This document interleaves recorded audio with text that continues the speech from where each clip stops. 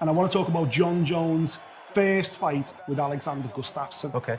One of the greatest fights we've ever seen, fight of the year for that year. Up until that point, John Jones had come in as a 23-year-old, replacing Rashad Evans, slayed through Shogun to become champion, slayed through this plethora of legends, these Hall of Famers. I think only Rashad managed to go the distance with him. He blasted everybody else. And then suddenly, right, I've wiped out a generation of UFC light heavyweights. The Hall of Fame list, there they all go in my wake.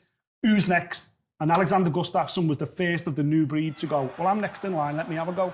And he took on Alexander Gustafsson. And in that night, John Jones's legacy for me took on a whole new level, because not only was he super talented, super quick, super creative, this incredible IQ, disposing of legends at their own game, but when it mattered most, when he had to dig in, when he had to show a champion's mentality, when adversity was in his face, when a guy in front of him was like turned up with his A game as well, at the peak of his powers, John Jones responded to that. And listen, to this day, I think that was John Jones' toughest fight of his entire career.